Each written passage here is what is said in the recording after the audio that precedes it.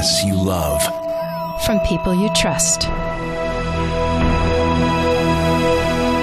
This is TWiT. Bandwidth for All About Android is provided by Cachefly at CACHEFLY.com.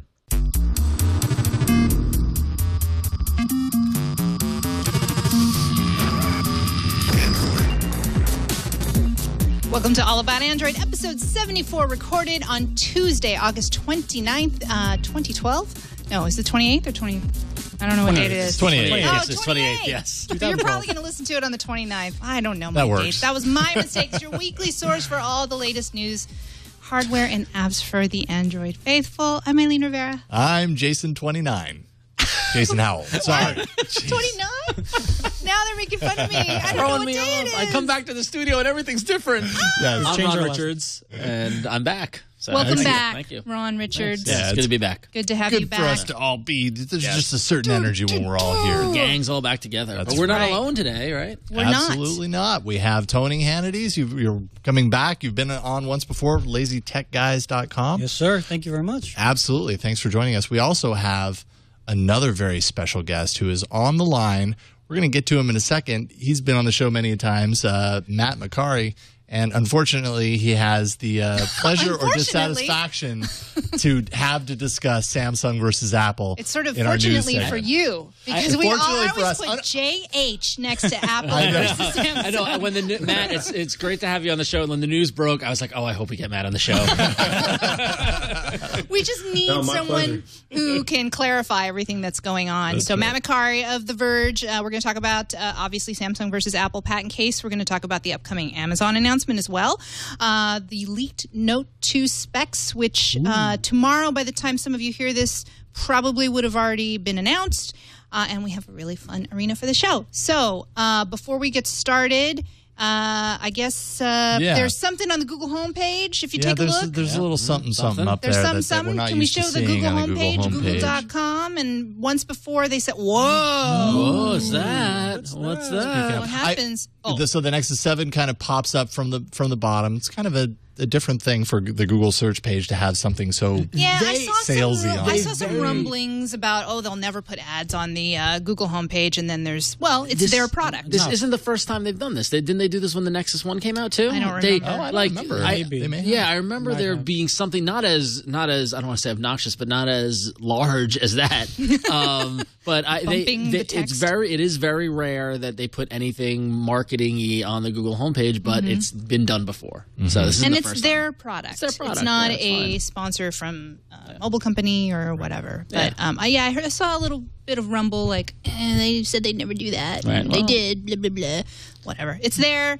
They're trying to promote their really awesome product called I the just Nexus want it 7. to And it's pop interactive, up right? when I hover over it. Oh, you know what I yeah. mean? Like it pops up a little bit. I want to hover over it and watch. Oh, watch I thought it grow. popped up when you hovered No, over it it. doesn't. It's like, just well, if sort they of could do like- that with all That's those. my complaint. If they could put those games in the Google logo, why can't they make that kind of interactive? Yeah. Oh, it's kind of interesting how it kind of works the same way Google Now works with the swipe up. It kind of comes up, little and it's bit. got Google Now on there. So, Oh. by the way, the Google Now location identifier changing the background based where you are totally works. I know it does. Yeah, like when I was in Florida. Seattle, Yeah. Wow. it totally changes the background of the Yeah. city. You know, That's pretty cool. I never noticed that. Because you haven't before. gone. Have you gone anywhere since it came Because out? I don't go anywhere. Apparently, I don't go places. No, but I mean, like, so I was since Google Now's come out. I've been in San Francisco, I've been in New York, I've been in Orlando, and I've been in Seattle. And all four cities, I've seen a different background graphic. Tony, do you have? I don't, Is but it- okay, you're- I've had experience with it, and I've like you, I've only seen like maybe 1 or 2 graphics for it. Yeah, like I've definitely noticed the kind of fun little graphics that it pops up, but I didn't realize that it was location specific. Yeah, like the San Francisco one has cool. the Golden Gate Bridge, the New York one has is the city. Do you have a favorite one? Not so yet, far? not yet. Actually, I kind of don't like any of them. You to be should honest collect with you. the whole Like, set. Yeah, from Jeez. Collecting the cards. from an aesthetic standpoint, I kind of wish I could control that. Okay. But Yeah. anyway, I digress. Hey, we'll stop rambling because we have a big court case to talk about. So let's jump into our news. All right, Samsung lost, Apple won. Can we just no? Okay, all right. I mean, really, that's kind of what happened, right? That is, the decision was reached in a mere 21 hours, just shy of 3 work days. I don't know how much we really have to dive into the specifics Right. of this, because anyone that's probably checking out this podcast Has already kind of invested themselves into at least reading about this a little bit. Just in case someone, we're their source of news. What was the ruling? So I'll just cover this real quick, and then Matt, I'm sure we're going to have a lot of questions for you. He's going to clarify some you stuff. can correct us on a lot of things here. So Apple had a bunch of software patents. Primarily, they had their bounce back, the one-finger, two-finger scroll patent, and the tap to zoom. Apple wins patent claims on most Samsung devices that were listed.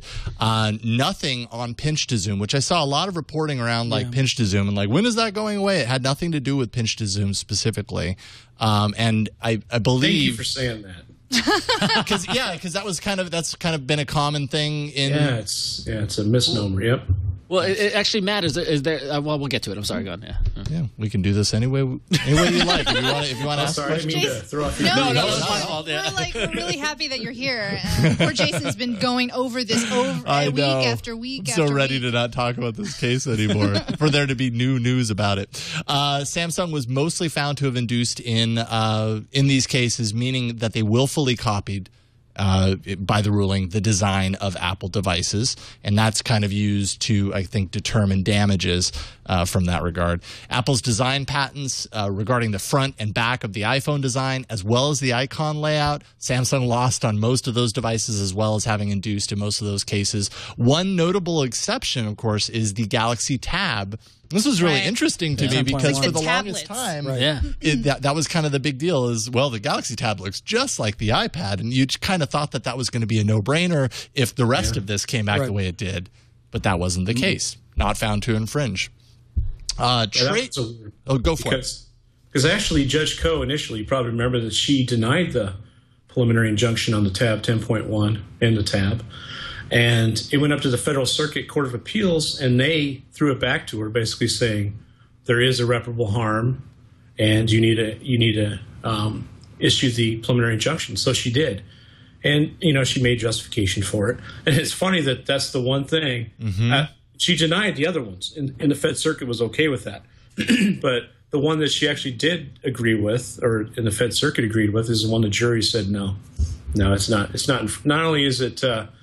In some instances, they said it wasn't even protectable for the trade dress because they have unregistered trade dress, which is kind of like this thing. It gets, it builds by reputation and recognition, and so it's not registered with the patent office or anybody. And they said that wasn't even protectable. You couldn't even protect that for the iPad. So they really came down on the Tab 10.1 for what it's worth, considering it's not a product it's out there selling. It's free. It's free and clear. Yeah, I mean that's the case for a lot of these devices. Actually, a lot of them that were found to have infringed. You kind of look at the list and you're like, okay, yeah, but how many of these are really kind of at the top of Samsung's selling strategy at this point? They're not really selling a whole lot of these. But it's interesting that you mentioned trade dress because this was one question that I actually had for you in following this. Now, many of the Samsung devices, including the Galaxy S4G, were found to have diluted the trade dress of the iPhone 3G. What does that mean specifically? Thank you. Well, unlike trade design patents, where you register something, you file with the patent office, and you go through all this stuff and back and forth, and you get an issued patent. Trade dress, you can develop a couple ways. One way is to register it, kind of like a trademark, and another way is to kind of develop through recognition. So basically what it protects is, depending on what the trade dress is, it protects your kind of the look and feel, the aesthetic. So in many ways, it follows along with trademarks and design patents in what it covers. It's got a little bit of wishy-washy to it because it doesn't require all of the real specific details you need to show to prove infringement for like a design patent. So you're looking in this case, I think the big ones that they kind of kept around was the registered trade dress on the iPhone, the 3GS version of the iPhone, and then the icon layout, which also had a design patent for it. So what happens is dilution and infringement kind of think of them the same way, but they're different. You infringe a trade dress just like you could infringe a trademark or a patent. But dilution is something more. Dilution is like you're taking that famous mark. It has to be a famous trade dress. And I think it's pretty clear that in most respects, the look of the iPhone, maybe not the iPad according to the jury, but the iPhone and maybe the iOS layout is famous. So what it basically says is you diluted the value of that trade dress as an identifier with the consumers for that product.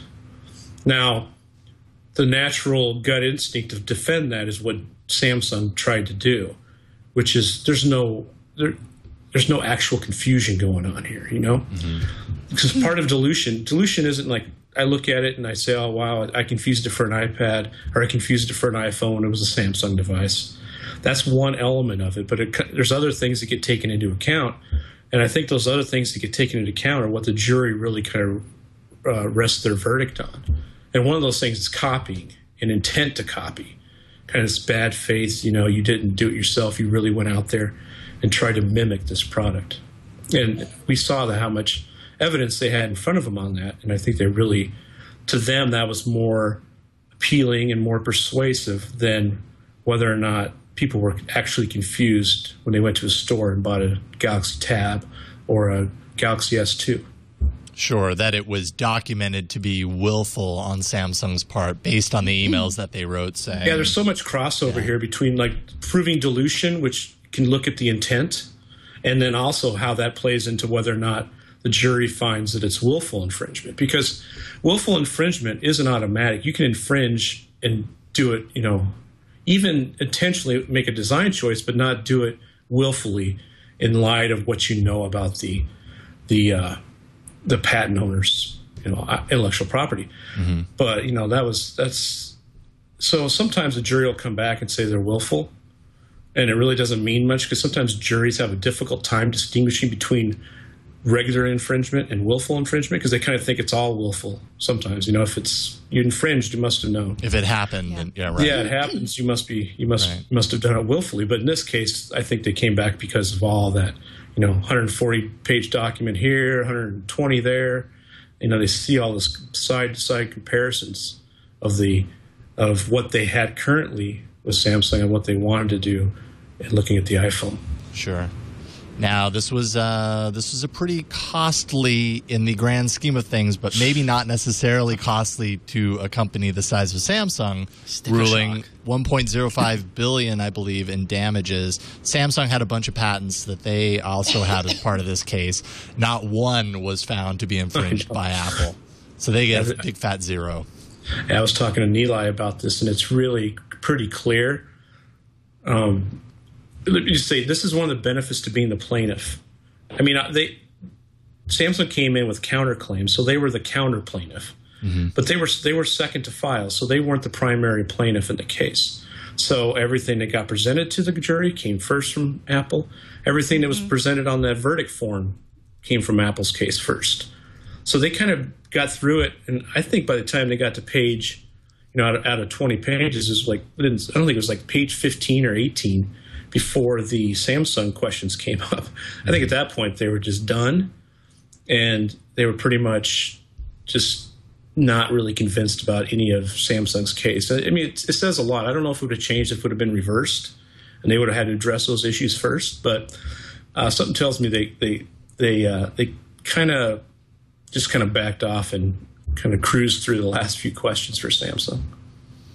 Yeah, there was a Grucklaw piece, and they were calling for a retrial. Of course, there's people, you know, after the fact coming out on all sides very, very passionately, depending on what site you're reading and who's writing it.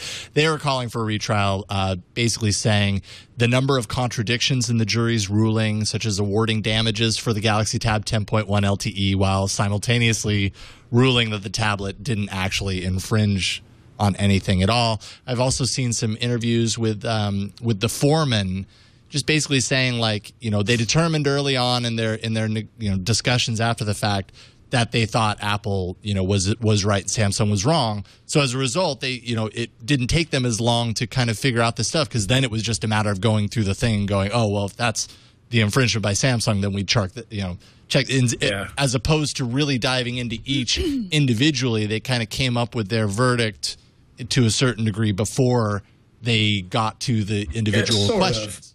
I mean, this is what juries do. I mean, juries aren't lawyers. They're going. I mean, this is the risk you run when you're Apple and Samsung, when you present this to a jury and you let them deal with it.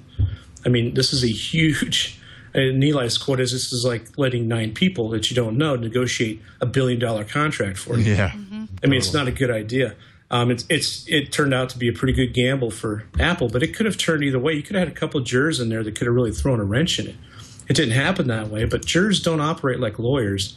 And I think they did a decent job. I mean, they didn't go through and just check off every box for Apple. I mean, there were some things they didn't give them. And first of all, they didn't give them all the damages they wanted. And I think there are some infringing products that they actually looked at and said, no, besides the iPad even, no, these don't infringe. So I think I think people believe what they're saying about the jury. Judge Koh knows this is how juries work. Sure. And it's really hard. There's a couple ways you kind of go after their verdict. One is to find some sort of misconduct, which is not, I haven't seen anything even close to that. Making mistakes on calculations and checking a couple boxes wrong. They went back and corrected those because they were pointed out to them right after. Sure. So they amended their verdict form and fixed it. I haven't seen anything else that's looked like misconduct. Now, you attack some of the other areas by challenging the verdict on what's called Rule 50 motion. So it's a judgment after the verdict to try to basically overturn parts of it. And Apple is going to do it just as well as Samsung. Besides, I got breaking news too, by the way. We just got breaking news. Really boring lawyer, real nerdy lawyer stuff. But they there we go. All right. Okay, sorry. We have to get deserving, that in. I'm sure. Go ahead. Now I'm sure I oversold it. This is no. They just gave the whole briefing schedule because they got to figure out all this stuff. They got the injunction hearing come up on next month, but they also have to file all these motions to try to kick part of the verdict. That briefing schedule has been set now. She just issued her order. It extends all the way out until December. What? So, you can do that. See, so this is not going to be resolved anytime soon. Wow. Okay. So this is initial verdict, and I mean, I know you were talking about the jury, and they did a decent job. I mean, but don't you think it was still super quick? The result. Yeah. 3 days. I mean, a little too quick for anyone's. For any other case in that kind of same vein? Well, I know some lawyers out there have been saying that, I think they couldn't do it in 3 days. And, I don't know what that means or why that's important. But, I think it's just a matter of they had a persuasive foreman.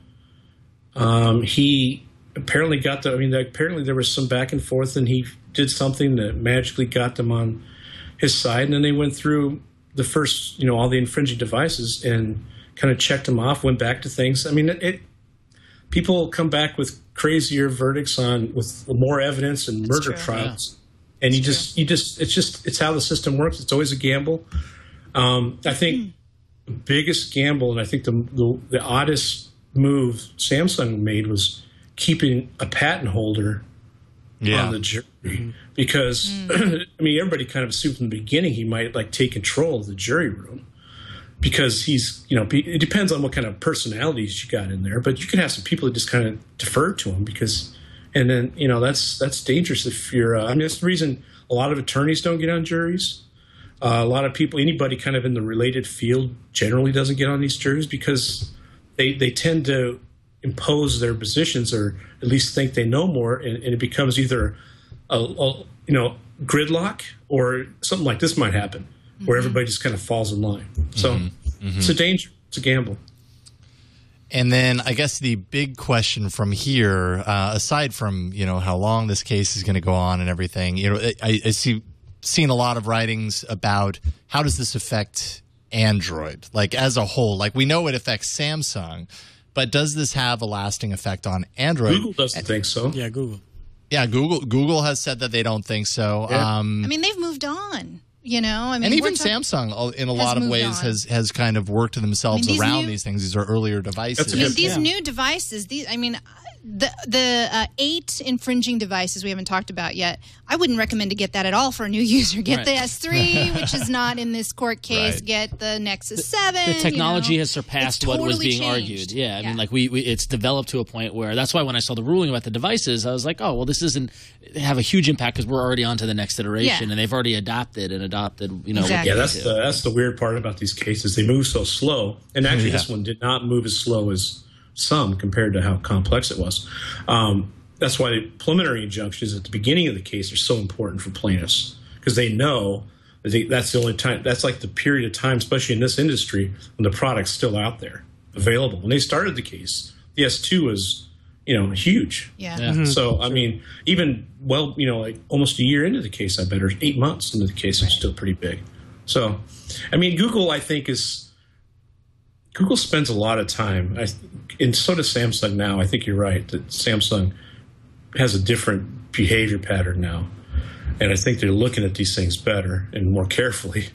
Google, I think, has been doing this for quite a while. And I think Google, these companies are smart. They have a lot of resources. They know what's coming out and what exists in these other companies' portfolio. And I said this before, I think what happened here was kind of the perfect storm for Apple and the worst possible storm for Samsung, where that you had early on, Samsung just kind of went at it in a way, and it left a big paper trail. And it really, with the level of copying and kind of the amount of IP involved with utility patents, design patents, and trade dress, all the things that kind of came together to create a situation that I don't think is going to be ever created again. Whether they're suing HTC or Motorola, they're not going to have all this. So you're not going to see this kind of verdict, most likely. Who knows what a jury might do, but I don't think you're going to see this kind of outcome again for Apple or against Apple or for Samsung or against Samsung probably ever again in this area, in this industry. Mm-hmm. And there's so many other cases out there in many other countries that are still in play. Settle. Should settle. Just settle. Yeah. That's the question: is that what is the precedence impact of this? Well, I just know that I'm pretty sure Samsung's, even though it's not, it's real money. It's not a huge chunk of change, but there's some unknown factors they might have to deal with injunctions that might extend beyond the S2 models that we saw in the case, like the S3.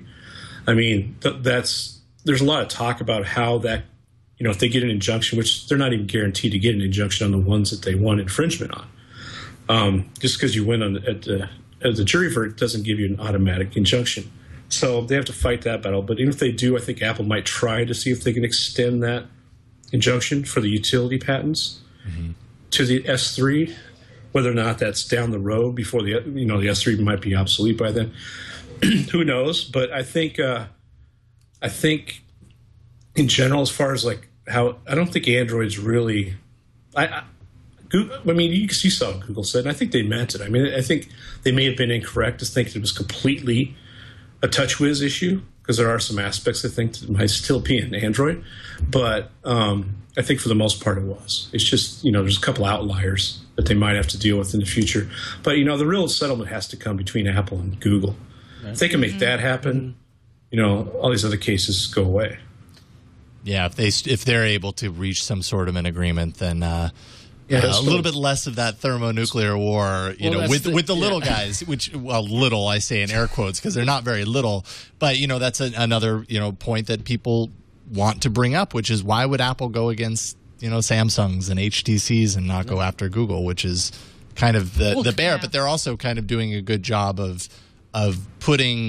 keeping those players that are kind of a very, very much a big part of the Android environment, kind of keeping them in check, right, and giving them some reason to think otherwise. Yeah, well, I think it's two things, and I have no idea. I know nothing about Apple's strategy. I'm not a lawyer. I don't know any of this stuff, but I think there might be two things going on, which is one, Google until the Nexus 7 and with the Nexus 1 to a certain degree isn't a consumer manufacturer of products where Apple is. Mm-hmm. And so it's more desirable to go after the Samsungs or to go after the HTCs because they're the ones directly competing for shelf space. Mm-hmm. And then backing that up, if we can go after Samsung and win, we just built our case against Google a little more. If we can go after these guys and win, we built our case a little more. And then in whatever time period, then they bring all holy hell down on Google and back it up with the previous cases. Mm-hmm. Now, again, Matt, you probably can correct me on that because I know I took. No, those are both possibilities. The first one I think is really important that you go after companies with products. It's much tougher for Apple to prove infringement with a product when they have to kind of go through that product and get back to Google. So they have to show, inducement. They have to show things evidence-wise. The case is never as sexy. Because just be honest, how many people didn't really say that this is so cool seeing all these documents, unless you're working for Samsung, that show all this stuff that they did. You're not going to necessarily get all that. And the damage model would be much smaller if they went after Google, But, they could have, though. I mean, they really could have. I think logistically they didn't want to. I think maybe PR-wise they didn't want to. Mm-hmm. And then, it's an easier case to make against someone like Samsung. They went after Samsung first because that was the easiest case for them to make. Sure. I mean, they've had more problems because they're asserting mostly all these technical software patents against HTC and Motorola. And those cases aren't, and we've seen what happened to one of them, which Judge Posner. So, I mean, they're not nearly as solid if they're kind of those nerdy, engineering patents. So there's a reason for this. There's a reason for the madness. I just don't think it's going to repeat itself this way ever again. Well, that's comforting. I shouldn't say ever, but never say never, right? No, especially as an attorney, I will never say never. Right on. Well, before we let you go, there's one last thing, kind of in our news block. Yeah, kind of in a different change. In a different change of pace. Right. Apple actually struck a deal. Actually, didn't sue somebody. Actually, made a deal with Motorola in Germany. They struck a licensing deal in Germany with a court filing stating that the two have agreed to license some of the standards essential patents in question between Motorola and Apple. So it looks as if Apple was able to mend some fences and find everything cool in Germany, at least. So maybe that's a sign of things to come. Sign of things to come, yeah, possibly. Well, I think I think Motorola's kind of forced to. I mean, I think Samsung would have been forced to if Apple would have been found to infringe those Fran patents in this case. I think in Germany it's just gotten farther along in the process. And I don't know the terms of it. I don't think anybody does yet. I think it was just mentioned in a brief or something that Apple filed or Motorola filed in the U.S. But my guess is that, because it wasn't a cross-license. Apple didn't give Motorola anything. So really, Motorola just kind of did what it had to do. And who knows how much Apple's paying. But my guess is it's a reasonable amount based on the fact that they're Fran patents, and those are supposed to be licensed at reasonable amounts. But I don't know. So if I would have saw a cross-license deal come out of it, I would have been more optimistic. Okay. Interesting. Okay, I wouldn't have thought about that. So there you go. Thanks, Matt. That was great. Well, Matt, we really appreciate you coming on and talking about this story again. I'm sure at this point you're probably pretty sick of. I never get sick of it. It's fun. Really? Oh, okay. Well, awesome. This is in your blood. Bring on the patent infringement. Justifies my existence. I suppose so. Then we have the perfect person to invite back when we have another patent story. But Matt, feel free to plug anything you have going on at The Verge or elsewhere. No, we're just at The Verge. We're covering as much as we humanly can. Brian was killing it during the trial. He was there every single day. Yes. Wow. Even during deliberations, it was a lot of fun. But yeah, there's a lot more to come between now and December, I imagine, and especially between now and the end of September, where we're going to see the injunction kind of come to the forefront, and that's going to be the primary issue they're going to argue. Sure. So, it's going to be a fever pitch yet again when that's all happening. Yeah, I guarantee it'll be interesting. Yeah, well, you guys had some of the best coverage of the case, and really appreciate you doing that for all of us. We really enjoyed following it the whole time. So thanks for joining us. Really appreciate it. Awesome. Bye, Matt. Okay. Thank you. Bye-bye. Have a good one. Thank you. You too. Yay, legal. Legal. Fun with legal. Yeah. We feel a little lawed now, don't we? Yeah. Yeah, we got lawyered. We got lawyered. But I mean, it's a resolution. I mean, like we talked about what was happening with the cases and what the judge said and what this said and whatever. And this is actually what's strange for me is like at the end of the day. Well, okay, at the end of the weekend, because I had to think. Everybody thought about it a lot over the weekend. Of course, at the end of the weekend, I was kind of like, you know what? I mean, yeah, it kind of sucks. I was kind of polling for Samsung to a certain degree, mainly because I didn't want to change what things that I'm used to with Android. But on the other hand, I'm also not opposed to the fact it's that not an Android ruling. It's not an Android. It's not an Android ruling, and B, all it really means is that they do kind of figure ways around this and do things differently, and everything doesn't have to necessarily operate the same. It did bring out, and I don't mean to go negative or whatever, but I was sitting there working, and then all of a sudden my Twitter stream was like, "Yeah, Apple, go Apple, yeah, stick it in," and I was just like, "Oh, come on, really?" So. Well, it's the law, and they ruled. Yeah. Yeah, they Apple ruled had they good won. lawyers, $1.04 billion. No. That's not. It's an insignificant amount. So you want to see 1.04? So when this phone gets banned, it's going to be. I should go back to stock. And your S3? No, this is the S2. Oh, that's the S2. Oh, yeah, okay. although this is the international version, from what I understand, of all of the devices. It's like so you go back to stock and then you sell it on eBay. Right. That's what I'm talking about. That's a good idea. Black market. Good idea. I like. There you go. I'm looking for buyers. Okay. All right, let's move on from the madness. We have an email here, and it's addressed to us, AAA crew. I emailed you guys about this, and here he goes. I have a theory about upcoming Jelly Bean updates and why they shouldn't take as long as ICS did. If you think about Android development, Android saw a ton of changes from 1.6 to 2.3 Gingerbread, so much so that updating phones was less a matter of updating their firmware, but more of reinventing the wheel. Never was this more true than the jump from Gingerbread to ICS. ICS was basically a phone-optimized version of Honeycomb, not an updated form of Gingerbread. ICS really required a lot of recoding. Jelly Bean, on the other hand, is more of a traditional update, an improvement on the already solid ICS code base. There's much more familiarity between these two versions than there were in the past versions. I believe this is why we are seeing leaks of Jelly Bean updates from Samsung, a notoriously slow updater. My God, they're so slow. Much quicker than we ever saw them for previous versions of Android. So, long as Google stays faithful to this new code base with future updates, I believe we can look forward to shorter update times from manufacturers from here on out. What do you guys think? This is from Wreath the Stud. Well, Wreath the Stud. You got me to say is that his legal name? I don't think so, no. I just went ahead and pulled that. We could probably dig up the email and find out what his real name was. But Wreath the Stud. I think we've kind of talked about that in the past, or kind of alluded to that fact, that we thought that, yes. And I love the fact that our listeners and our viewers out there, we have someone nodding his head in our audience right now, are giving us their own opinions as well, because we give ours all the time. So it's nice to hear from you, like Wreath. And I would agree with him. What do you guys think? It's very true. It is, but I think at the end, it comes down to the carriers, though. That's the thing. If you get these leaks or you get the updates directly from Keys, directly from Samsung, that's one thing. But most people are getting it from Verizon, AT&T. And if they don't push it out, then you're still behind. Mm-hmm. And what is their incentive, if any, to push it out? They want you to get the next, the Galaxy S5. That's really interesting. I mean, because I never really thought about it. So the updates are only coming from the carriers, and so they're going manufacturer carrier to us.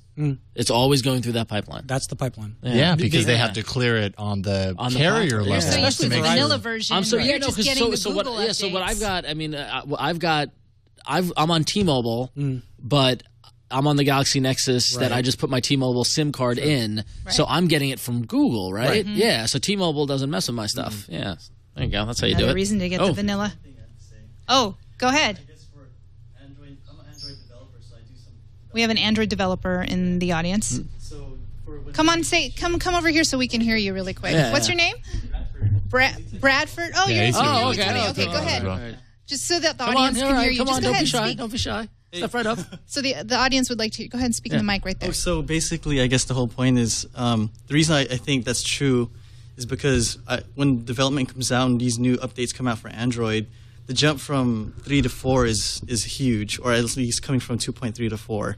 So a lot of the times right now, Android developers are trying to develop for 2.3 to 4, so they try to cover all the bases. And so for a carrier standpoint, I think like they try to do all these weird software for all the different phones, right? And they want to cover all the different, I guess, scenarios. It's a blanket. Scenarios, right? It's a blanket. So then when all these new updates come out for the developers, they're like, oh, this is not that much change. So I would suspect that it should be a lot easier for it to be pushed through all these carriers. So I mean, you gotta imagine that's part of the goal of the code base and of the operating system is to make it understanding. Okay, we've had these phones and these carriers out there doing this stuff. What have we learned? How can we make it better? And it's got to get better and better every time. So cool. Thanks for that insight. Thank you. Awesome. Rad. Lazy Tech guys. Yeah, there as well. They know their things. All right, cool. They know their things. We got to make up a little time. Let's jump into hardware quick. All right, so LG. I don't think I've really spent much. Well, no, actually I have. The LG Lucid. That's right. That's right. That was a pretty good phone at the time. I liked it. Well, LG has their Optimus G that they've officially announced. It is a 4.7-inch screen S4 processor. 2 gigs of RAM. It has a what do they call it? Fully integrated touch technology, which allows them to do a thinner screen and a very thin bezel, actually thinner than the Galaxy Nexus. And let's see here, what else? 13 megapixel rear camera. Wow.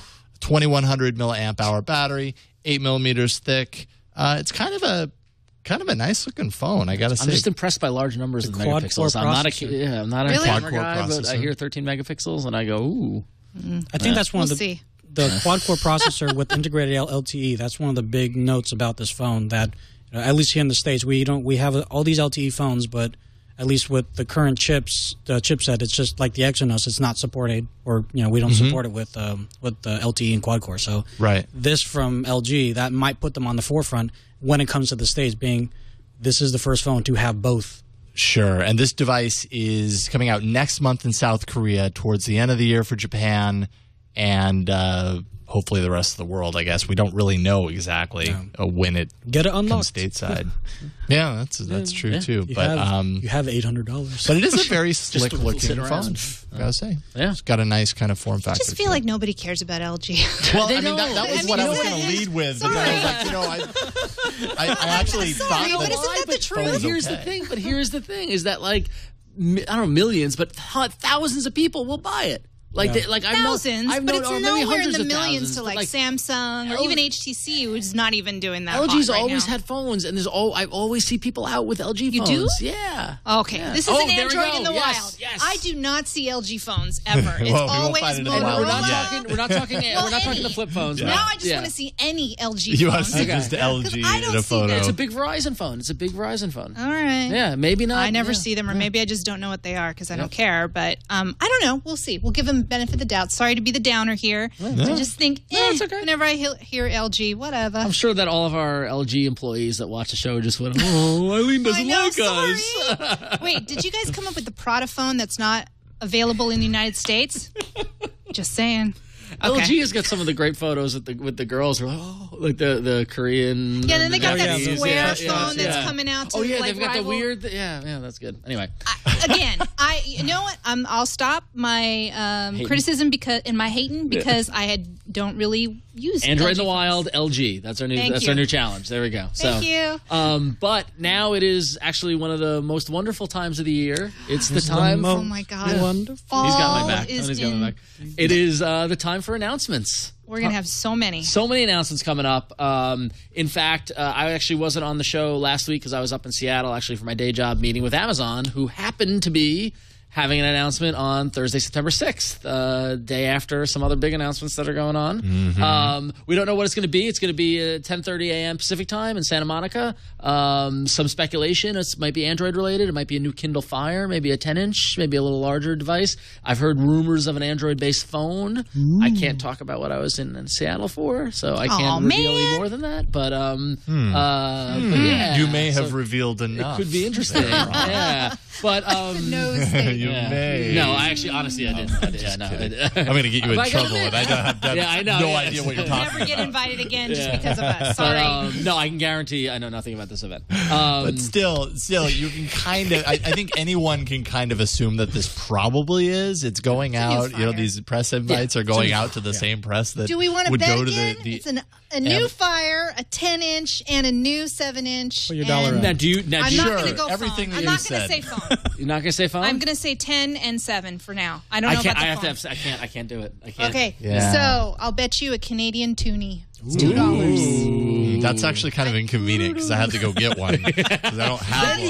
Then you can pull up Google now and see what the picture is in Canada. Oh, so you're saying I have to go to Canada to get a there you go. Anyway, seems fair. Take the bag. Take the bag. I don't know about a phone. Yeah, we did this whole thing last week. I've been trying to bet. Yeah, I'm not big into the betting. All right, well, we'll see. But I don't know about a phone. I don't know if I would bet on a phone from Amazon. I don't know. Yeah, well, we'll see. We'll see about that.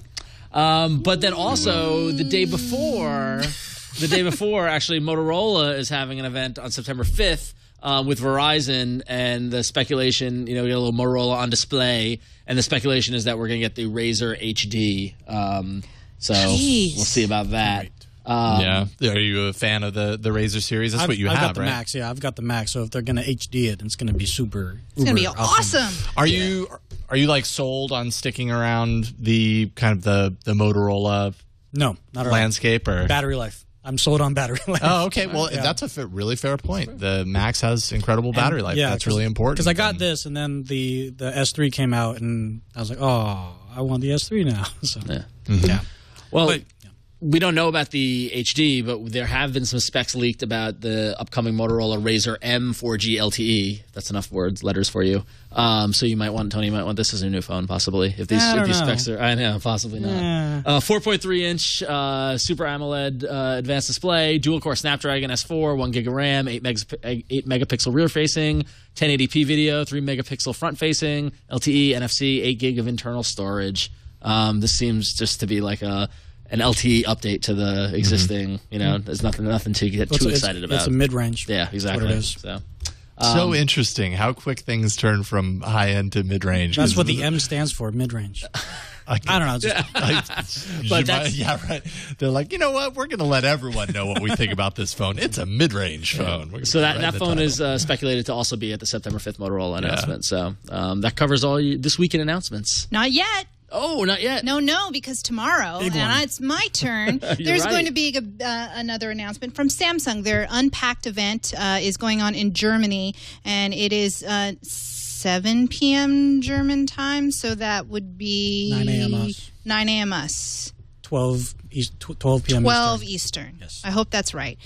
So what we understand, we've been talking about for weeks that the Unpacked event in Berlin, we expect the Galaxy Note 2, and there have been some leaked specs on the Galaxy Note 2.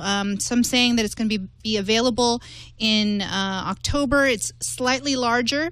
5.5-inch touchscreen display, 1280 by 720 resolution, 1.4 gigahertz quad-core processor, 16 gigs or 32 gigs, probably 4G LTE connectivity, and Jelly Bean. Now, we talked about that, too. I remember, Chad, we were like, no, it's going to be Jelly Bean. Why would they not come out with Jelly Bean? And I do believe that as well. Yeah. There is no official launch date, but, of course, we're going to find all of this out tomorrow. By the time you listen to this podcast, we may already know. So the Note is a great device that has done really well in terms of sales and whatnot. So, yay, super excited to hear about the rumors, or finally rest those rumors for the announcement tomorrow. And before we leave Samsung, we're talking about them so much. They just talked about unveiling the Galaxy Player 5.8. If you thought that 5.5-inch Galaxy Note, and from what I hear about the Galaxy Note, it's supposed to be really indestructible as well. This is a 5.8-inch Galaxy Player. And look how happy they are to have it. Press shot. Look at that. They're so look what I've got. I've got a 5.8 white Galaxy Player. It looks so huge in their hands. It's almost but not a phone. Big as that guy's head. And yes. Look at that. Like scale-wise, it's very, very close to as big as his face. That's kind of crazy. So it's a player. It's just a player. Yeah, so it's a player. They've had a few other place players. For these players? Well, they're hoping, since the iPod Touch is still a huge device, so this is the Android version. And although this is huge, it's 16 gigs or 32 gigs. There's a micro SD slot as well. Everything you can think of for a handset device, just no phone. But there's apps that you could use probably to call. It'd be good for kids. Yeah, good for kids, exactly. Gaming, if you don't want to get them a Nexus 7. Although for $199, but that's the thing, Nexus 7 compared to this. Yeah, what is the price? We don't know yet. Yeah, that's the thing. Like, Is it what's going to make it that much better than an Nexus 7 that you might want to put in the pocket, but you can still do a Nexus 7 in, I guess, maybe the back pocket, but... I mean, that's got to be a $99 device to make it. I mean, I doubt it will be. No way. That's I doubt it will be to $99. make it to It'll be be like sexy. Oh, to make it like, oh wow, correct. this is 200? something. I agree. Oh, Yeah. and storage. Yeah. Yeah. Mm-hmm. But I mean, if that was $99 or $139 or something like that, like the old, like the sub $149 price point, then that becomes more of an attraction. But like, if it's going to come out at $200, $250, then it's like, forget it. Yeah, that's almost what I would guess, though. I would guess somewhere Dead on around arrival. 200. But I mean, if the Nexus 7 is $199, I know, and I could put it in my that's back what I'm saying. pocket, Yeah. if I had the And it's the just consumer version, Slightly bigger, Yeah. you know? I mean, not- I think... as portable as this. This? This is definitely more portable. than Yeah, this. That's Nexus, sure. yeah. I've this I've is now more traveled with this. I have like I'm so high on my Nexus 7. You have no idea. Like, High I love it. on the I Nexus love it. 7. I love it. It's great. It took it on the plane. I took it to the gym. Like it's completely. My iPad is completely is collecting dust. The only thing my iPad now is for DJing, and that's it. All right, sorry. Okay. And that's it for There we go. the hardware. All right, cool. Let's see here. Oh, email. Louis Camacho wrote in to say, same as you, Jason. I've experienced ghosting on the Samsung Epic 4G Touch, which is Super AMOLED Plus, Nexus S 4G AMOLED, and seen it happen on the Galaxy Nexus Super AMOLED. For me, it has disappeared and happens at random. Same for me. It disappears and it doesn't always happen.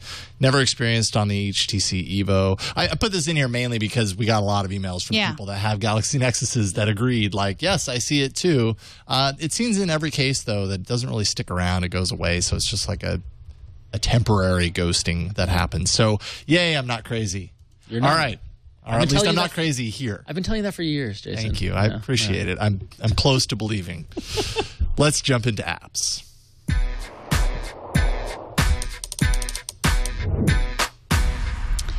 So, Google Wallet, who uses it? I want to so badly. Me too. And maybe you might use it more. Apple has their own passport thing that they've been touting with iOS 6. And I'm sure with their announcement in early September, we'll hear a lot more about that with their new phone. But there was a conference recently, or a Q&A with YouTube last night, and apparently Google Wallet may be able to match a lot of those cool items that Passport for iOS was touting, like payment cards, loyalty cards, gift cards, transit system. Boarding passes. Can you imagine? I would love to go to BART. I would love to go and just use my phone and go, I ranted about that. I said, it's 2012. Yes. We have all this technology. Why can't I just use my phone to hit the dumb flipper thing? Why do I have to pull out my card? Yeah, exactly. So I was talking to an AT&T rep who said BART is actually testing that. Great. Very, very small markets. Can I be a tester? I would love to be a tester on that. In the future, it's coming. But they're again, the live Q&A was kind of promising that would probably happen. Yes, I'm on Google Wallet, and I read about this, and I meant to do it, but I just logged back in, and so now I can use any credit or debit card with it. Yeah, so I'm going to start using it. They're opening it up more and more. Thank goodness, because they were so limited to the MasterCard. Yes, MasterCard. So I do have a prepaid card on. Can I put my Costco card in here? Like how would that work? Eventually, it seems like that's where they're headed. That's which would be really, really for. cool. Oh, weird! So, It's already got my credit card that I have on my Google account. weird. I mean, that makes sense. I mean, it's what I used to be in place. Also, with regards to Samsung Galaxy S2, there's an update for ISIS mobile payment support. I'm not too familiar with ISIS mobile payment. Well, ISIS is the carrier-backed version of Google Wallet, essentially. There's all these different competing mobile payment things going on right now. ISIS is the competitor to Google Wallet, probably one of the bigger ones, bigger threats to the success of Google Wallet. Update to Samsung Galaxy S2 brings ISIS support. It's the first, I believe, device to get that support. Seems like for the T-Mobile for the version. for the T-Mobile Galaxy S2. So this is kind of like the starting of yet another kind of a new chapter in payment systems, I guess. Well, I'm still using Square. Just used it to buy coffee. Love it.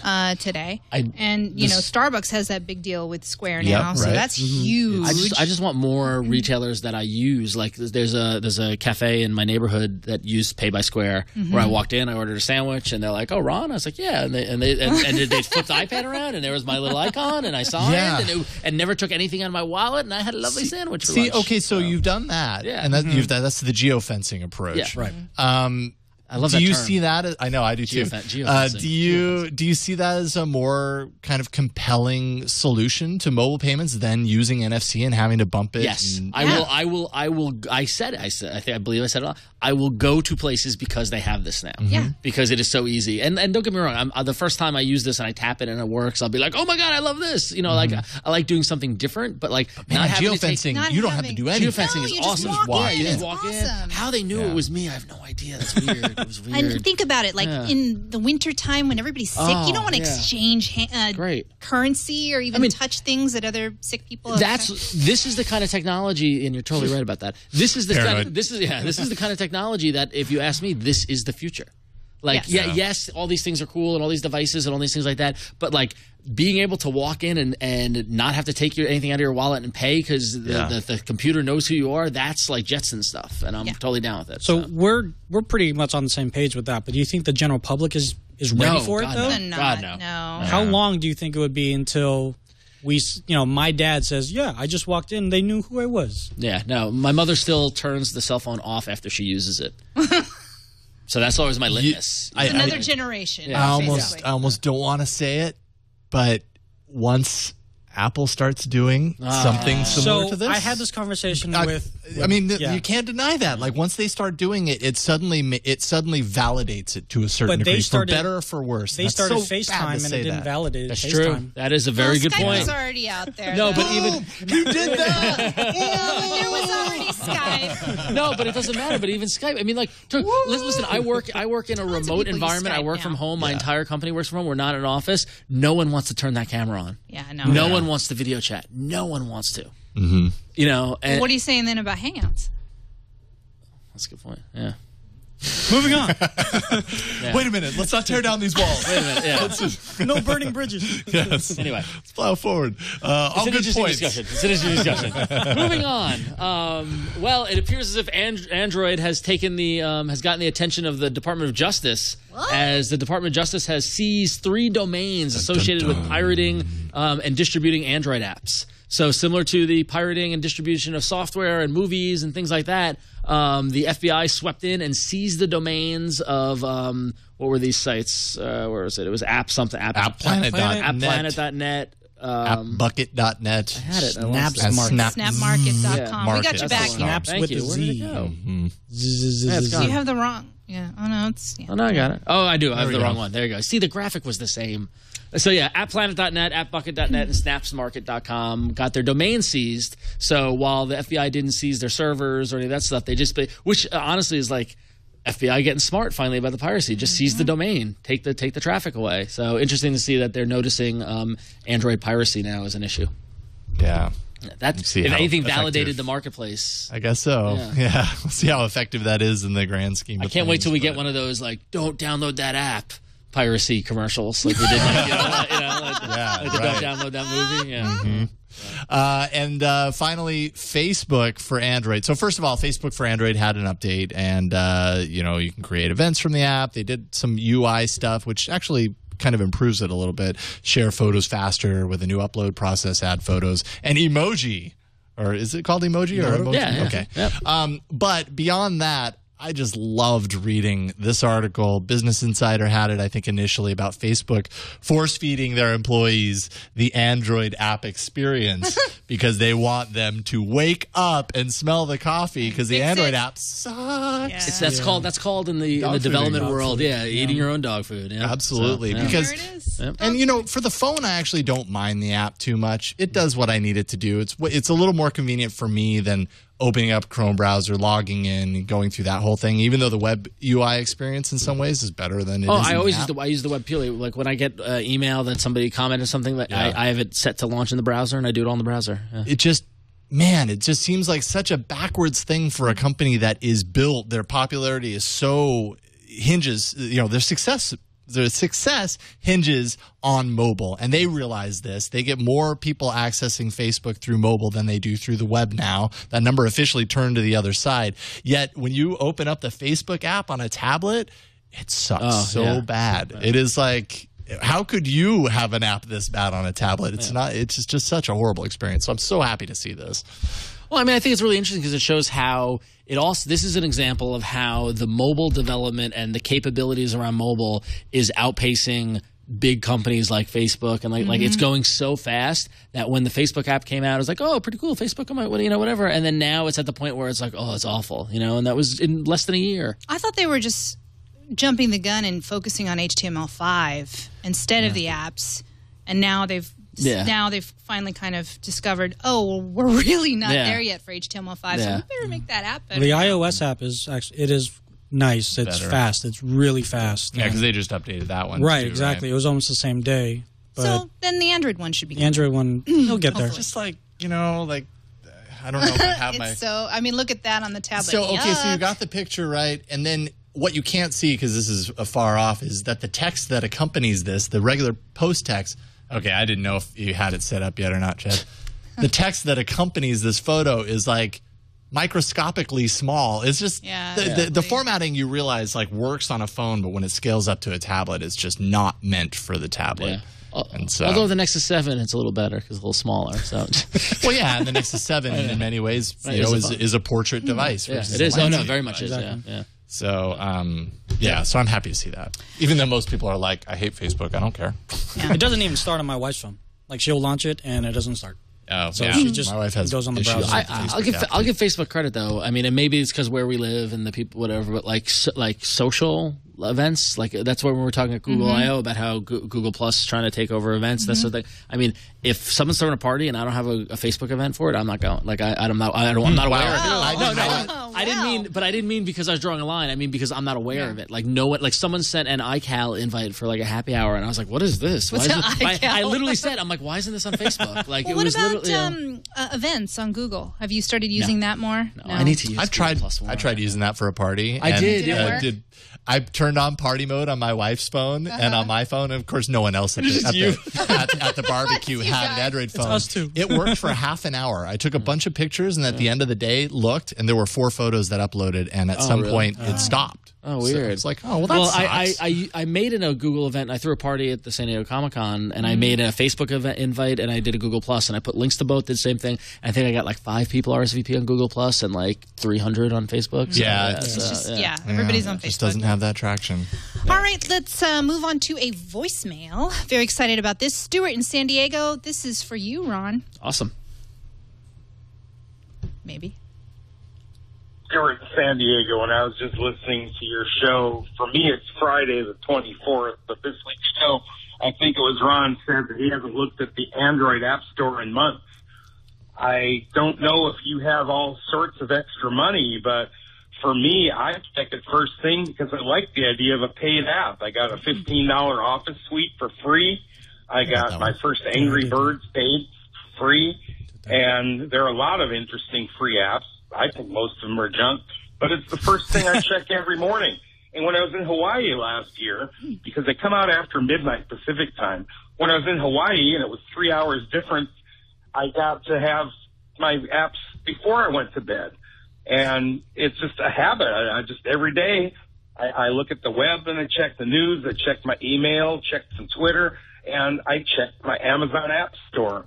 When I install a new OS or whatever, App Store is one of the very first things that I install. So how can anybody who knows about this go months without ever using it?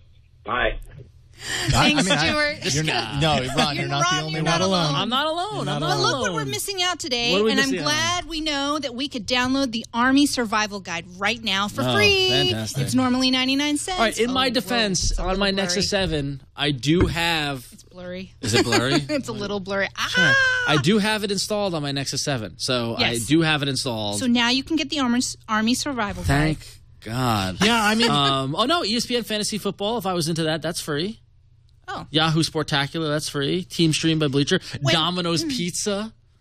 Okay, now to be fair, when Amazon, the App Store, first launched, I was one of those crazy, we got to check every day. Yep. And Leo was crazy about it. And I did. I just got out of the habit. And I have to say, and this is maybe just because of my job, but I've been changing phones and changing tablets and reviewing phones and reviewing different tablets that, you got to side load that. And so I don't always do that. It's just easier to just have the Google Play Store, I've noticed. So now that I've changed my new device, it's sort of like a new, every 6 months kind of thing, I might change my device. Now I have purposely put Amazon on my store now, and I'm kind of checking again, but there was a moment in time where I did fall out of it. Here's my big thing. I love browsing for apps on the browser on my desktop and saying install to the device, and I hate browsing on the device.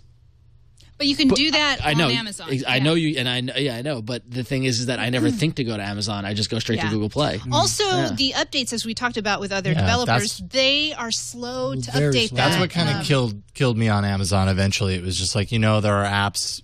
I would just rather pay the $2 so that I have it in the Play Store, so that I know I'm going to get the updates. On top of that, I was so in the habit for months and months and months and months, always going first thing in the morning. It was one of the first things I'd do is check what the new one, and 9 times out of 10 I'd get it because, it's free, and now it's associated with my account if I ever want to review it on the show. But after a while, I looked at the list and I was like, okay, I've got 200 apps here, and one of them installed on my phone. The rest of them, anytime I install it, it's on there for a short period of time, and I uninstall it.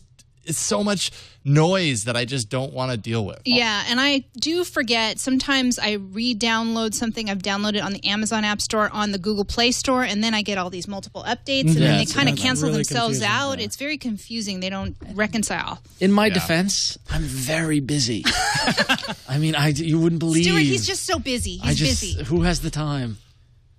So I'm sorry. I'll try. I'll make an effort, Stuart. There you go. Or you. Only for you. How could you? How could you? How could we all, apparently? I know, yeah. Sorry, Stuart. I guess it's time for the arena? Yeah, let's duke it out. Come on. To enter. Bring it. One lives.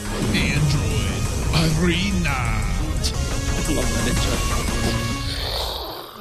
Bust through that wall. All right, so last week's episode, it was a nice, nice intimate affair. There were three, it was me, Eileen, Chad. We didn't have a guest. It was just a nice casual episode. We missed you, but we made the best out of the situation. Though it was nothing compared to what it would have been if you were here, Ron. Exactly. I know. It was still a great episode. We had a good arena that I lost horribly in. Jetpack Joyride. Speaking of Amazon, I believe it's still only available on Amazon right now. Wins with 48% of the vote. Tesla LED flashlight, second place, 37%. Pattern, 14% in last place. But I still like it. I still change my wallpaper. So fun. I'm so happy that I haven't installed it yet. I know. I saw it. It looks a lot of fun. So fun, and I just keep going and going. And they have new tasks. I might have to every time. Oh man, I'm just like, I got to get that jetpack. I got to get those shoes. I got to get that utility. I'm so excited. And and then some of the missions that they have are extremely hard. I'm on the Amazon App Store downloading it right now. There you go. Proof. There you go, Stuart. He's downloading something. Get app. You win, Stuart. All right. So this week's arena, I was the horrible loser. I was in last place. So I'm going to go first. Did we miss the standings? I'm sorry. Did Tech Ace post the standings? Is he in the chat room? Do we care about the standings anymore? I'm just a numbers freak. All right, fine. Because this is about. It's about the fun. It's about the fun. You're right. Okay. Don't tell me, Tech Ace. Although if they come up, let's I know. Let everybody know. Yeah. Okay, so the app that I'm choosing this week is kind of a Swiss Army knife for root device users. So if you're not rooted or you don't care about root apps or rooted devices, you're probably not going to care a whole lot about this. But this could be something that you get if and when you decide to root. It's actually a really great full-featured app called ROM Toolbox Pro. There's a free version that has some pretty impressive functionality in and of itself, or there's the full version that opens up all of the different sections of the app. It's completely usable if you get the free version, though, and totally worth picking it up to see how the quality of the app before you drop. I think it's $3.99 for the paid version. It's actually on sale right now, 20% off at $3.99. So, but ROM Toolbox. This is actually a pretty easy app to review because everything's segmented out, and this is pretty much just what it does. So it's broken up into 3 different sections. You have tools, you have your performance, and then you have your interface. And anyone who's rooted their phone has kind of looked into ways to kind of customize their device to be their own. That's kind of one of the big benefits of rooting your device. So through here, I'll just start off on the interface side. You can do things like change your system-wide fonts, boot animations. So if you don't like the boot animation that your phone currently has, you can swap that out. And there's, just usually a bunch of lists, a large list of different boot animations that you can download and install. See, there's just a ton of them cataloged through the app. Let's see here. Theme manager, if you want to theme your phone and give the entire system a different kind of an overhaul. Icons, you can change out any of your icons in your system and make them something different. Obviously, some of this stuff would take you a while to kind of think about and prepare for and stuff if you really wanted to get really geeky and totally customize it, but the possibility is there. Logo at boot up if you want to change that. All of this stuff that you can kind of change with the interface itself. Performance, it kind of takes another app that I've covered in the past, Set CPU, and there's a number of apps that do this right now. It takes those CPU controls and those kernel tweaks that you can do and really kind of set up, kind of how your phone performs, how it throttles under certain conditions, all that kind of stuff in the app.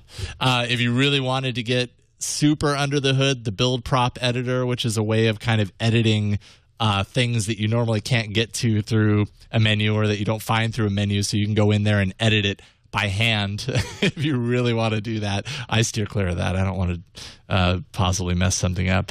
As well as some memory managers and kind of bringing more space to your SD card. Managing ROM is probably one of its bigger kind of uses for me. It has all the different ROMs that your phone, your device actually supports. That's listed through here. And ROM, what is the other main one here? Let me dive into the menu here real quick because I'm suddenly blanking on the name. But is it ROM Manager, I believe?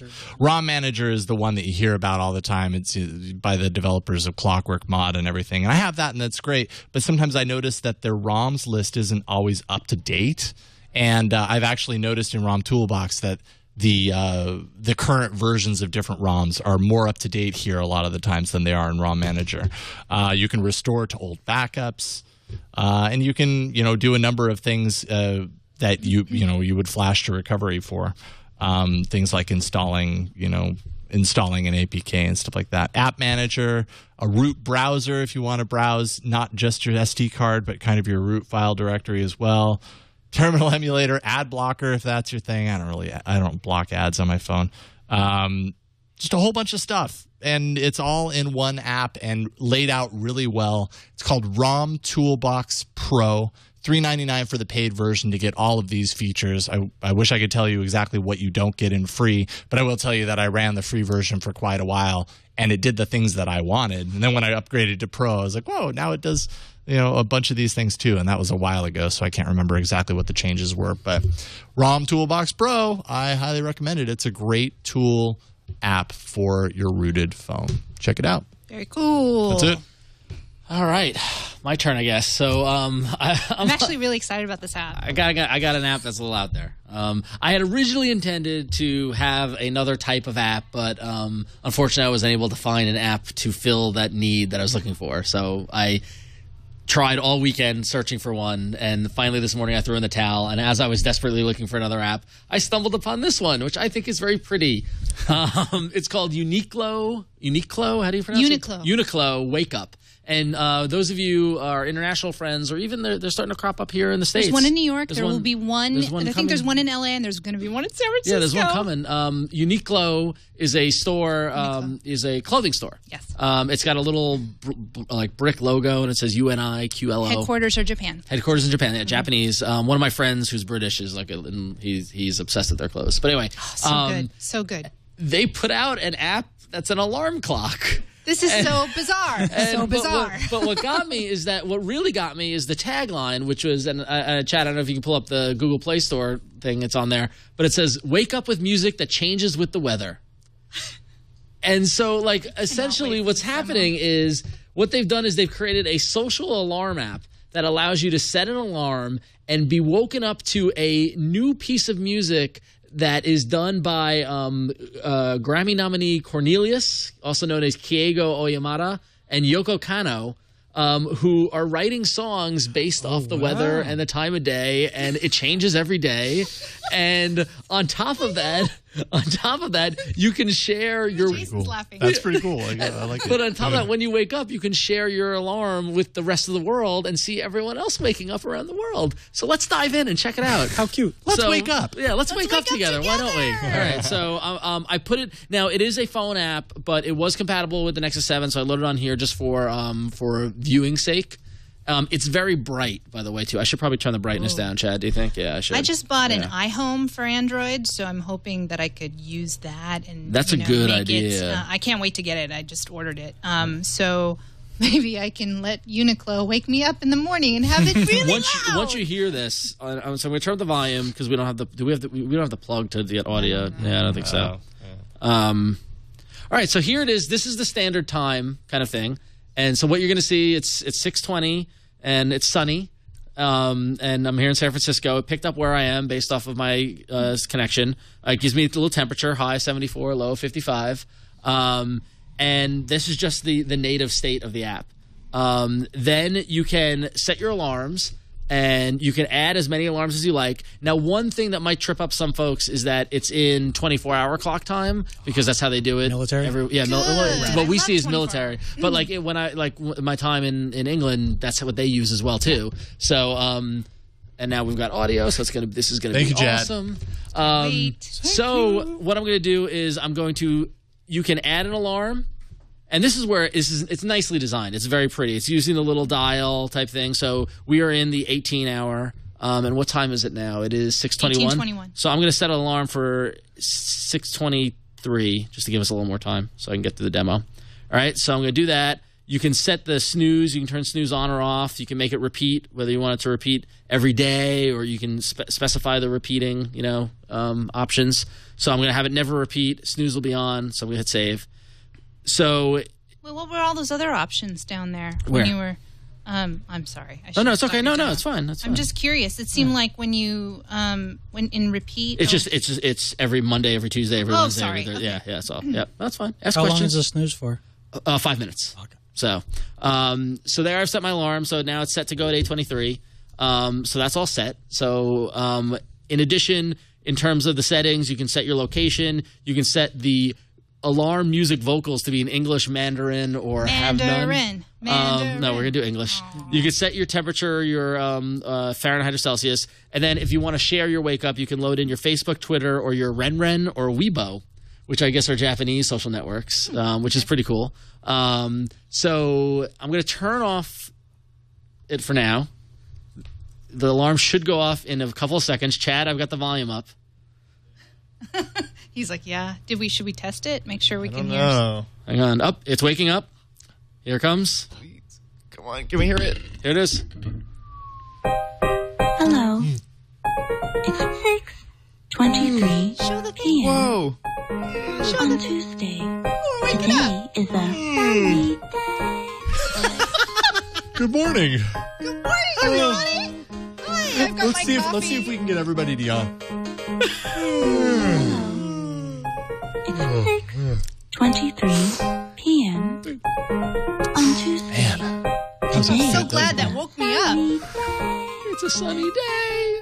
Wow, this is interesting. Wow. Isn't that cool? Wait, I have a question. Does she go, it's a Yes. rainy day? Yes. Like, So have you done that? the mood changes? It hasn't what rained. if you change the city? Does she get I sad should change the when it's location. cloudy? Where's it? Quick chat room. Where's it Where raining? is it raining? Where's Come it on, raining? somebody. Oh, my God. Probably, Hey, anybody in the But chat room? London? Is it So- raining anywhere? We want to So hear. while we're looking for Florida. Okay, all right. So we're gonna change it to Florida. All right, hang on. I gotta change my location. My location is. Manchester. Let's not use GPS. Oh, New Orleans. It's New raining. Oh, jeez. I know. All right, let's change it to. Oh, geez, this is. I know. Hang on. Does anyone know if it's raining in Gabon? Maybe. Oh, yeah. That No, would totally. be a lot Sure. easier than the United Right off the States. top of my head. So, all right, USA, and then we're gonna go to Florida because it's raining there.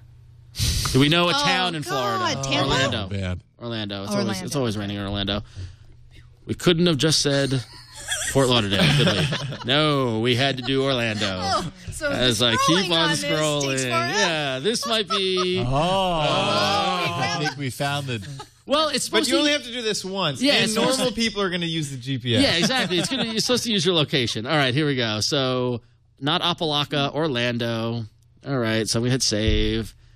It's going to kick in. Let's see. Is it? Let's see what's going to happen. Do we have to change the time?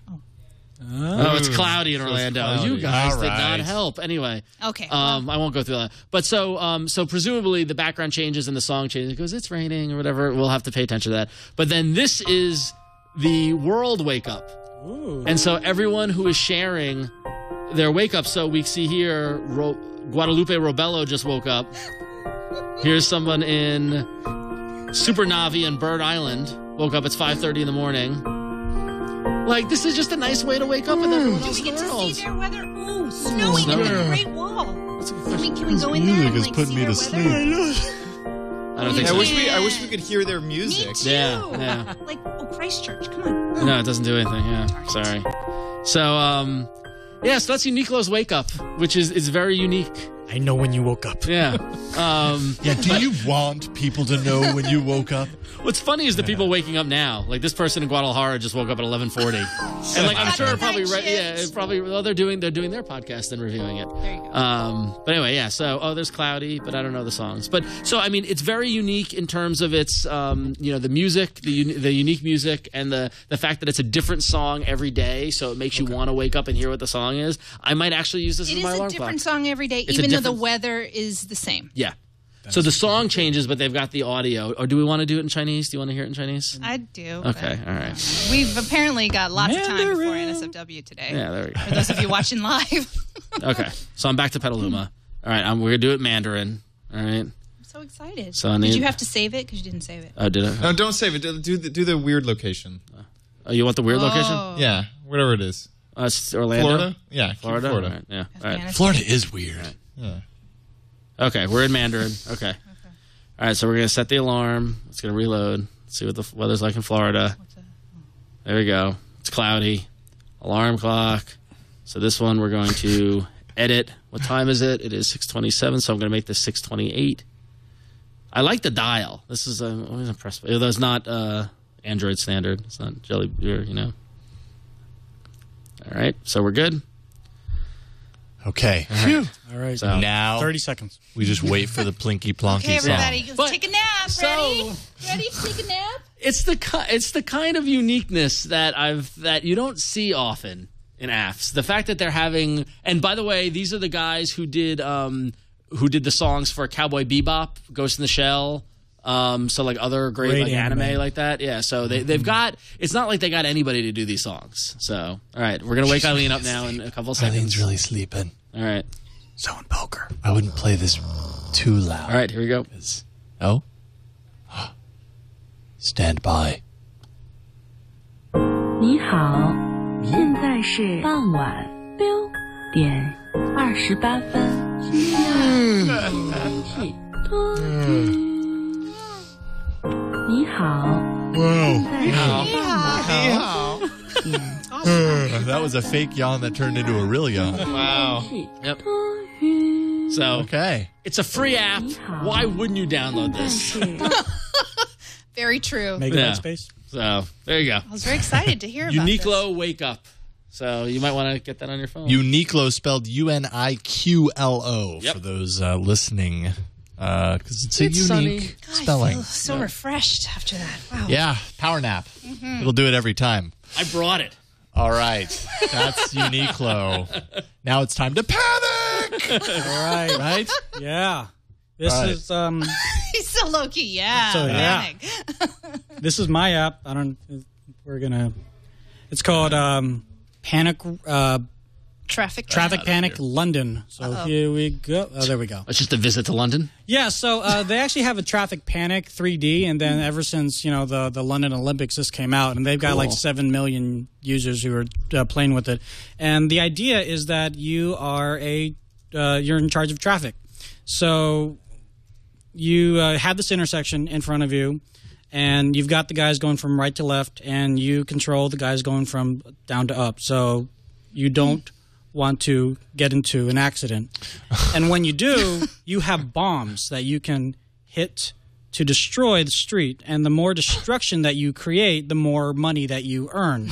Now, here's the caveat. Nice. You have a limited number of bombs. So you can't go crazy, or else if you want to get more bombs, that's where they get you, because the app is free. So that's where you're going to start paying for more bombs. So this is 69 pence, $1.99. But the more coins that you've earned, you can buy bombs, you can buy other scenes. The free scene is called traditional. Then there's the classic scene.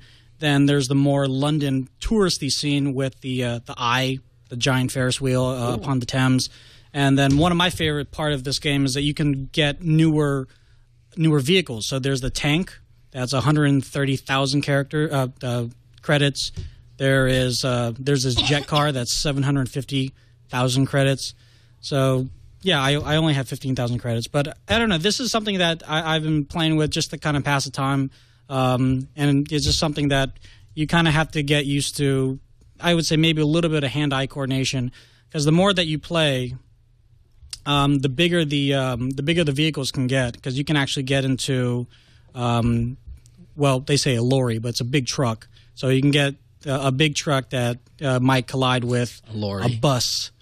Yeah. Yeah, that's what they used to call it lorry. Yeah. Oh, there you go. So, and then I can blow that guy up, blow that guy up. So you don't want them to collide. Well, you don't but want if it happens, then it's still a good thing. Yeah, it's still kind of a win-win. Nice.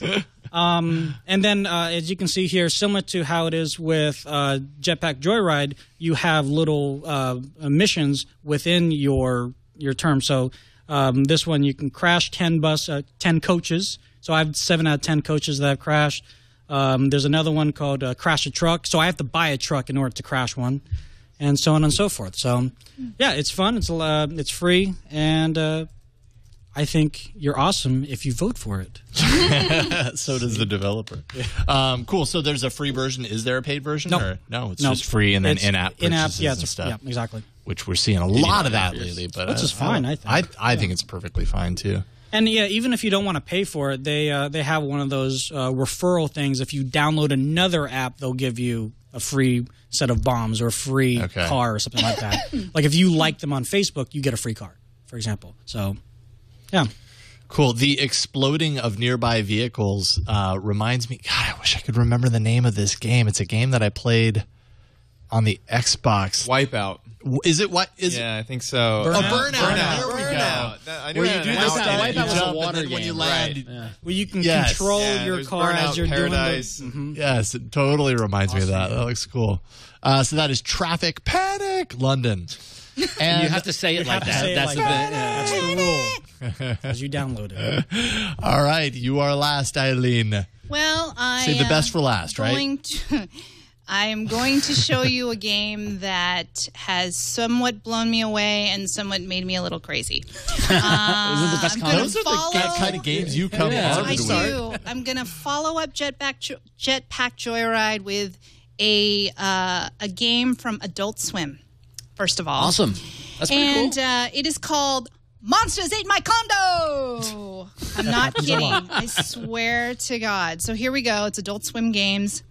Essentially, Ron, you like Jenga, right? Yeah, I love Jenga. Well, this is kind of like Jenga. Let me have you meet the monsters first of all. Here's Boathead. All right. Okay, and then here is a unicorn Reginald Starfire. Is this based off a cartoon or is this just something random? I don't know, honestly. Mr. Shigoto? Mr. Shigoto is another one monster, and here is Lord Ferocious. Oh. There's many. Is Lord Ferocious a little dog in a robot body? Yeah, it's a pug. That is a pug. A pug with controlling a robot body? That's genius. There are many rules to this game, or many ways to get points at this game, and I don't think I'm going to be able to explain it all while I play, because when you launch the game for the first time, you have to play endless mode first, and then you will be able to know most of the rules, although there's so many rules.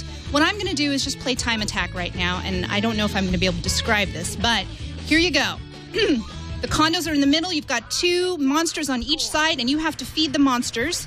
And you also swipe left and right. When you get 3 of the same color at the same time, you get really cool power-ups, or you get extra points. there you go. The yellow guy's happy. So I'm feeding yellow condos to the yellow monster. I'm feeding, and you're swiping. It's a color game, exactly. And then when you've got 3 color combos at the same time, then you get more money, more points. I know. I've got only a certain amount of time. See, now that makes them go to sleep, which is fine as well. Now I'm just going to keep doing this. Some of the bars have different powers. You got to be really gentle with your swiping because there's ways to swipe and then it all falls apart. You don't want the It's kind of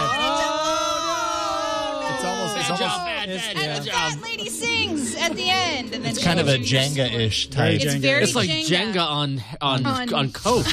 Yeah, it's just like and that's really there's various goals, but I don't even have time to think about the goals because I'm too busy trying to play the game. Oh my God! One more time. Here we go. We've got the dog, we've got the lobster, and go. You got to be really gentle. Oh, yeah. You got a cookie. It's easier in endless mode. And look at the music. I love the music.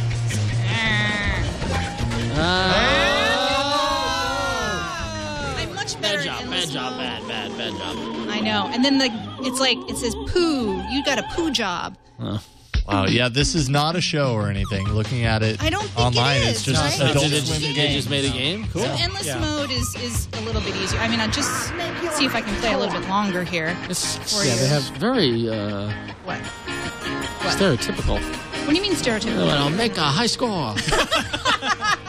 Yeah, I know. I kind of like it. Yeah, well, no, I mean, that's a genre. So it's, you gotta be. It's hard to do it on an angle, believe it or not. Oh, it's Adult Swim and Pickpock. You know Pickpock? What does Pickpock do?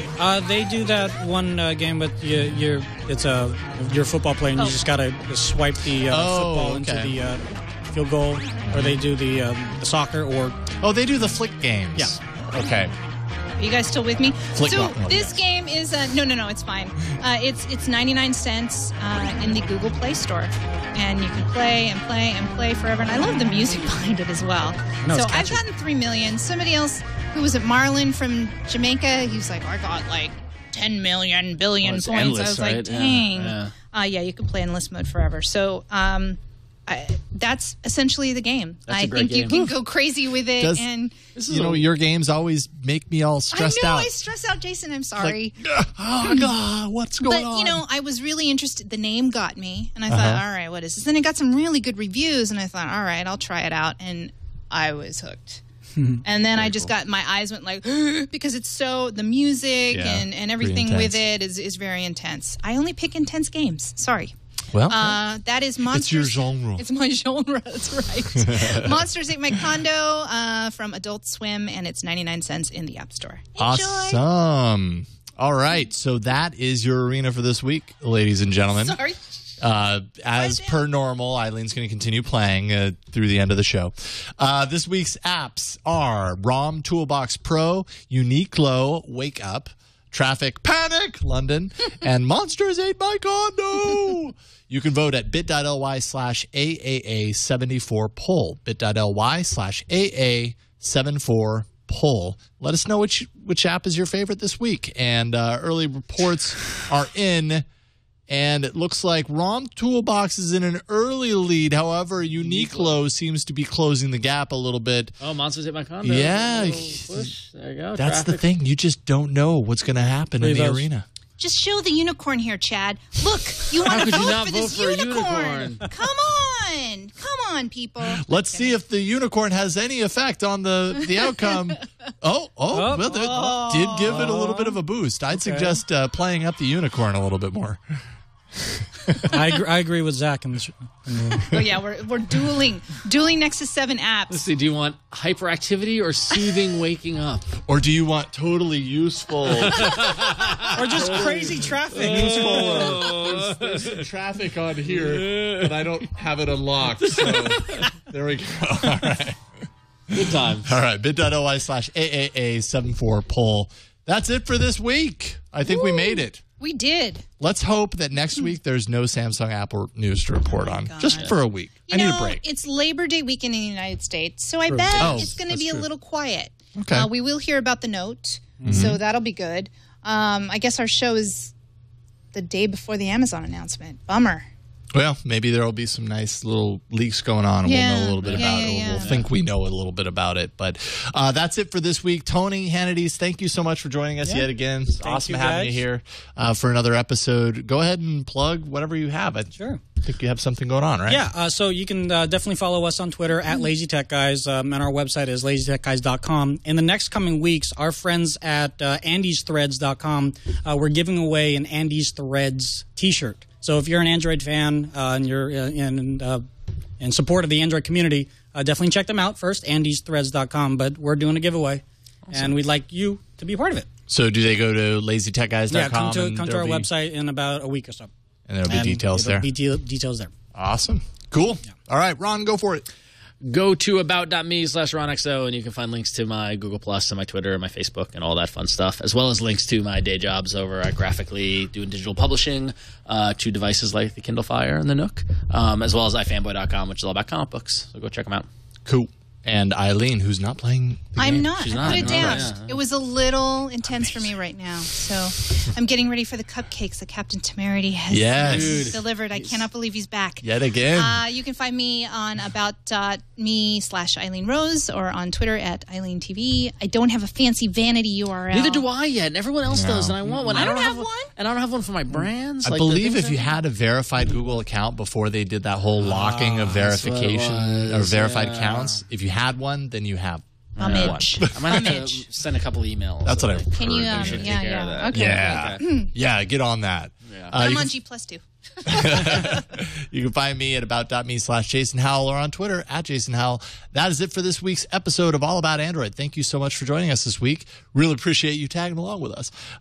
Send us a voicemail, 347-SHOW-AAA. You can always leave us an email or send us a video link and attach that to an email at aaa@twit.tv. You can find the show on Twitter. We are at Android Show. You can find our show notes at twit.tv/AAA. The complete show notes, top to bottom. Everything we talked about is there.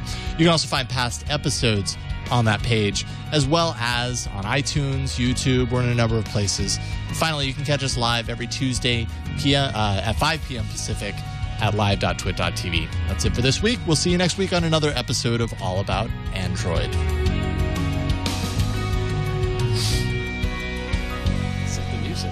I know, it's kind of like Uniqlo. I was thinking we should replace some of the songs and add that one as our alarm. That's a good idea. Yeah.